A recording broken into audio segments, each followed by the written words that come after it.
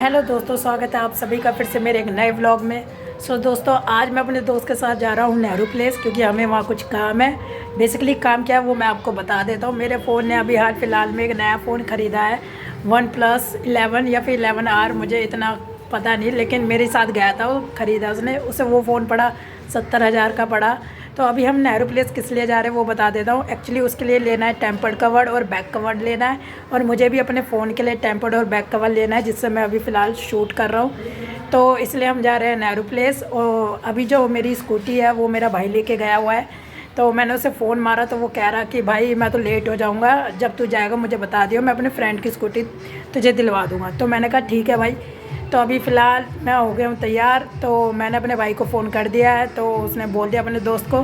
तो उसका जो दोस्त है वो अभी स्कूटी दे के जाएगा। तो फ़िलहाल मैंने अपने दोस्त को फ़ोन कर दिया है।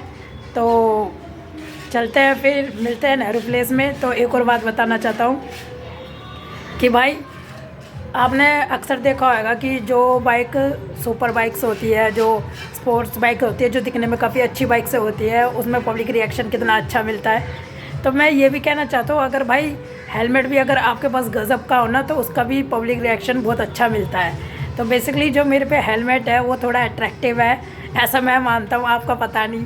तो उसे भी देख के काफ़ी अच्छे रिएक्शन आते हैं। अगर मेरे पे गोप्रो होता तो मैं उनके रिएक्शन शूट करता और आपको दिखाता। फ़िलहाल अभी मेरे पास गोप्रो नहीं है, तो मैं रिएक्शन शूट नहीं कर पाऊँगा। तो अगर मैं अपने दोस्त से बोलूँगा कि भाई वो वीडियो शूट कर सकता है मेरा फ़ोन लेके, तो वो कर देगा। अगर नहीं कर पाया तो कोई बात नहीं भाई, जब मेरे पे गोप्रो आ जाएगा मैं तब आपको रिएक्शन दिखाऊँगा।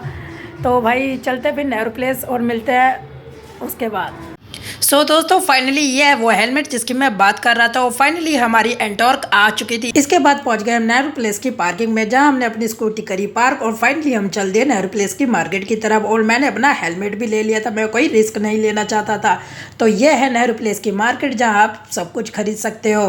तो फाइनली हम जिसके लिए आए थे वो है ये फ़ोन, जो अभी हाल ही फिलहाल में भाई ने नया खरीदा। और हमें इस फ़ोन के लिए लेना था बैक कवर और टेम्पर्ड कलर, जो कि हम बारी बारी देख रहे थे, पर ये टेम्पर्ड मेरे भाई को पसंद नहीं आया, तो हम इसे छोड़कर चल दिए फिर दूसरी दुकान पर। फाइनली होली आ गई है और यहाँ पे होली की टी शर्ट भी मिल रही है, जिसको चाहिए वो नेहरू प्लेस जाकर ले सकता है। तो फाइनली हम पहुँच गए दूसरी दुकान पर, जहाँ हमने टेम्पर्ड और बैक कवर पूछा तो ये काफ़ी ज़्यादा महंगा बता रहा था। तो हमने ये दुकान भी छोड़कर दूसरी दुकान पर चले गए, जहाँ हमने ये टेम्पर्ड चेक किया, और इसका मटेरियल काफ़ी हार्ड और सॉलिड टाइप था, जो कि फ़ोन में बड़ी मुश्किल से चढ़ा। बट हमारे पास एक और ट्रांसपेरेंट बैक कवर था, वो काफ़ी ज़्यादा लूज था इससे, वो है ये वाला। तो हम दोनों में से सोच रहे थे कौन सा ले। फाइनली मैंने अपने दोस्त को सजेस्ट किया कि भाई वो वाला ले ले, वो काफ़ी ज़्यादा लूज है।